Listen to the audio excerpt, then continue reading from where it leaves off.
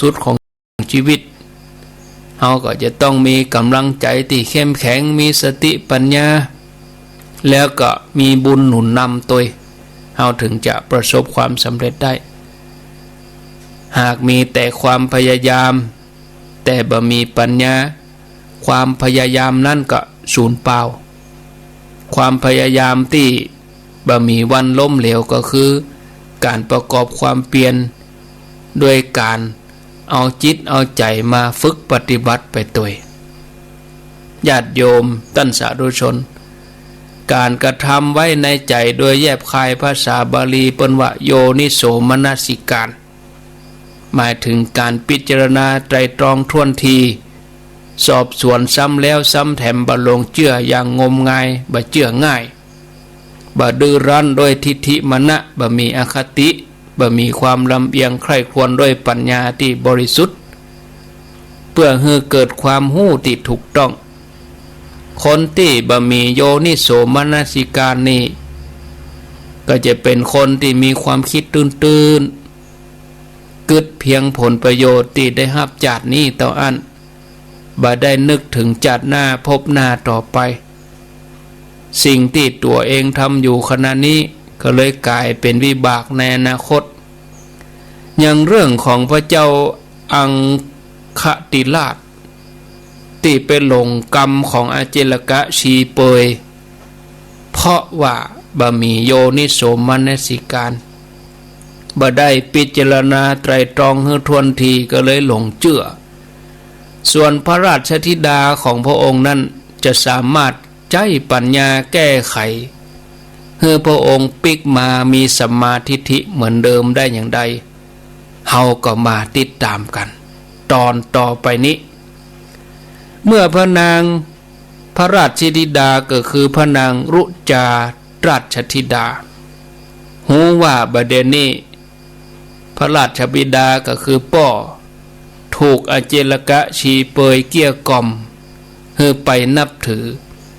ในลัทธิของตัวมีความหันพิษไปจากทำนองครองธรรมพระธิดาก็เสด็จไปเข้าเฝ้าเสด็จป่อพระเจ้าอังคิตราชพระเจ้าอังคติราชหันใส่พระธิดาก็ถามว่าลูกยังอยู่ในปราสาทม่วนอกม่วนใจดีอยู่กะอยู่ลูกก็ยังไปอุทยานอยู่ก่อยังเล่นน้ำในสระปกรณีเพลิดเพลินอยู่ก่อลูกต้องการอันยังพ่องอันยังบ่ปอบอกป่อลูกเขาได้อันยังบอกป่อมาลูกชอบใจสิ่งใดบอกป่อมาเตอะแม้สิ่งนั้นจะเทียบเท่าเว้นเสียแต่ดวงจันทร์ต่ออันป่อจะหามาให้ลูกบ่ได้พระราชธิดาก็กราบทูลว่าข้าแด่เสด็จป่อชีวิตความเป็นอยู่ของหม่อมฉันก็สุขสบายดีกู้อย่างแล้ววันพุธเนี่ยจะเป็นวันพระวันศีล15 ค่ำขอเพียงแต่เสด็จป่อพระราชทานทรัพย์ให้1 ปันกหาปณะแก่ลูกจะได้เอาไปบริจาคเอาไปให้คนอย่าจกวันนิพกพเนจรตามที่ลูกได้ทำเสมอมาเนี่ยลูกได้เต้าอี้ก็พอใจแล้วเสด็จป่อพญาเจ้าเมืองอันเป็นพระราชบิดาได้ฟังอย่างอันก็ทรงปฏิเสธทันทีว่าโอ้ลูกเอ๋ยลูกจะเอาทรัพย์ไปใช้อย่างอี้มันบ่เกิดประโยชน์อันยังเลิกฮือตาลเตอะลูกเนี่ยลูกควรจะเอาทรัพย์นี้ที่ป่อจะฮือเนี่ยไปกินไปเล่นไปเอี่ยวฮือเต็มที่เสพสุขฮือเต็มที่ลูก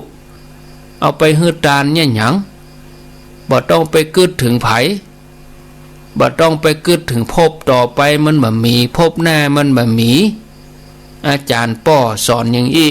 นั่นพออาเจลกะชีเปยโลสอนอย่างอี้โลนะ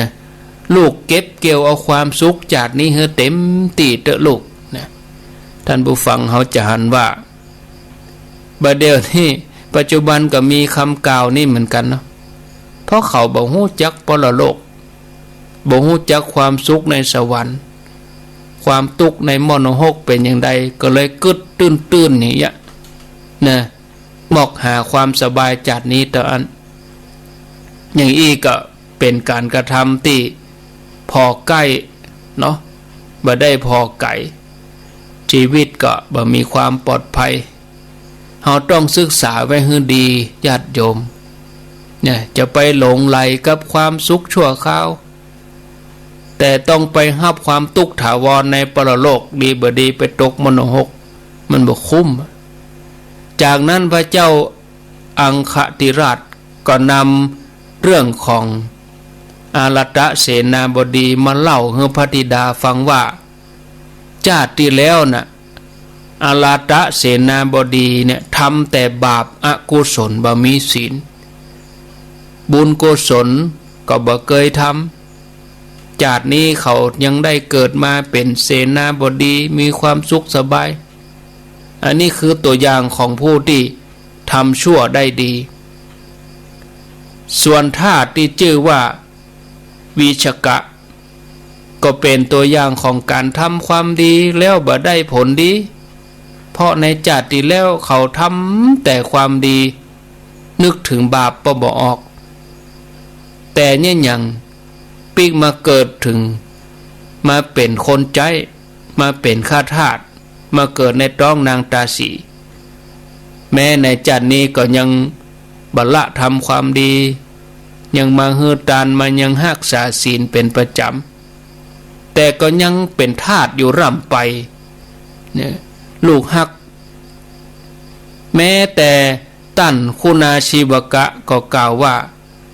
โลกนี้บ่มีโลกอื่นบ่มีพ่อแม่บ่มีสัตว์ทั้งหลาย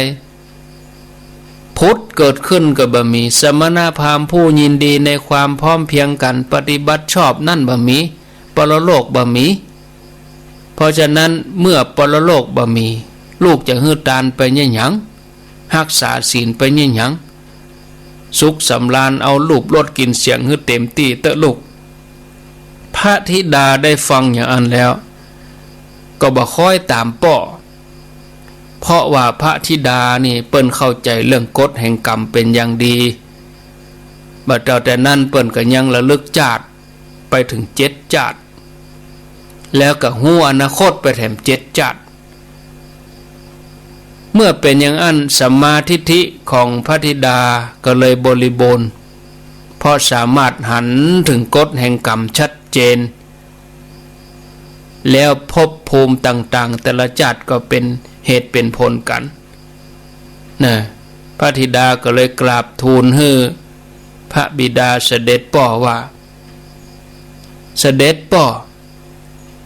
เมื่อก่อนลูกเพียงแค่ได้ยินต่ออันว่าเปิ้นเล่าลือกันว่าป่อนี่เจือคนพาลไปเจือซีเปยอเจลกะแต่วันนี้ลูกได้ยินกับหูได้ดูกับตาได้ยินกับหูได้ดูกับตาว่าผู้ใดคบคนพาลผู้นั้นก็เป็นคนพาลไปโดย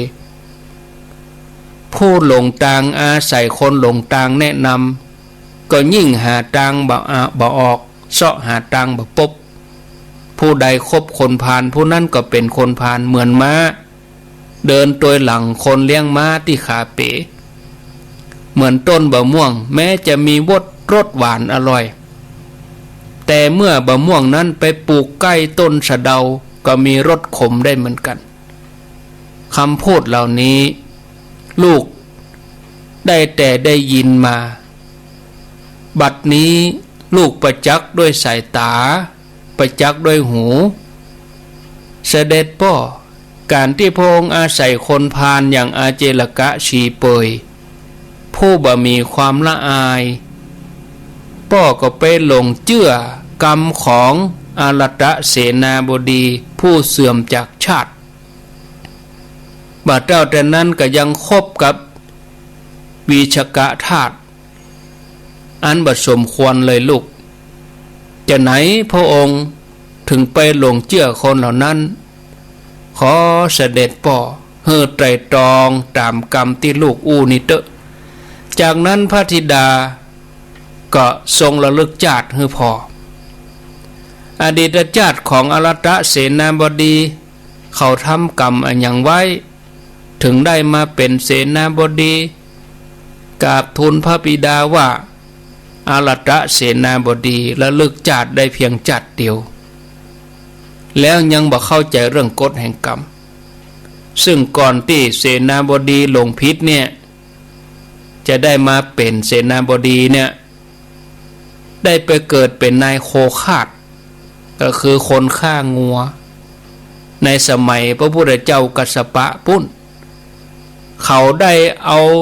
พวงดอกอังกาบไปปูชาพระเจดีย์ด้วยใจเริ่มใส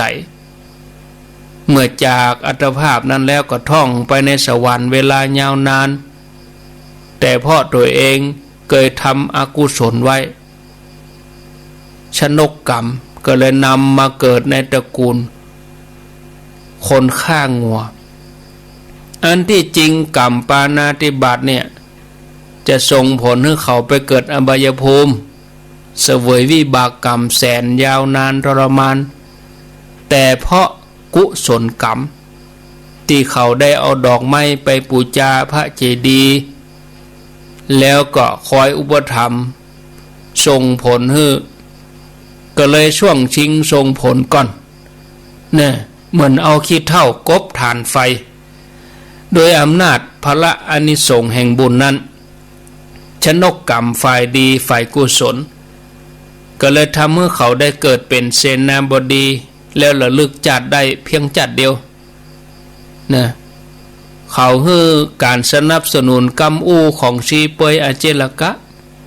แต่เขาบ่อาจจะระลึกนึกถึงบุญที่ตัวเองทำไว้ในอดีตบ่เจ้าแต่นั้นในชาติปัจจุบันตัวก็ยังทำแต่บาปอกุศลยินดีในการรบราฆ่าฟันเป็นอาจินทำบดีไว้ในสองชาติก็จะส่งผลให้เขาไปเกิดในนรกเสวยวิบากกรรมทุกข์ทรมานต่อไปท่านผู้ฟังหันก็ว่ากรรมในอดีตที่เขาทำไว้เป็นตัวกำหนดพันธุกรรมเป็นตัวกำหนดชะตากรรมที่จะนำชีวิตไปสู่ความมืดกาความสว่างกากฎแห่งกรรมของแต่ละคนนี่มีความสั้นความยาวความซับซ้อนแตกต่างกันไปผลที่เกิดขึ้นในปัจจุบันจะพอเพียงจัดเดียวบ่ได้อย่างเขาจะเกิดถึงแค่วันพุกบ่ได้เขาจะเกิดถึงแค่ตะวาบ่ได้เขาก็ต้องย้อนไปแหละนะฉะนั้นเราทุกคนก็ควรจะพิจารณาให้ดีไตรตรองด้วยโยนิโสมนสิการจะไปรีบด่วนลงเชื่อไปง่ายๆให้เชื่อผู้ฮู้อย่างองค์พระสัมมาสัมพุทธเจ้าเป็นหลักอันนี้ก็ฝากไว้มันพวกก็มาฟังต่อเนาะญาติโยมเพราะพอเวลาแล้วเหลือเวลาแถมเพียง9 นาทีต่ออันนะที่จริงไปก็จัดหม่อนนะเรื่องนี้ต่อเนื่องไปเลยถึงตอนนี้ก็ย่ำเปลี่ยนใจแต่นะกำลังอยู่ในช่วงสนทนากันอยู่ระหว่างพระธิดากับพญาเจ้าเมืองอันพวกเขามาฟัง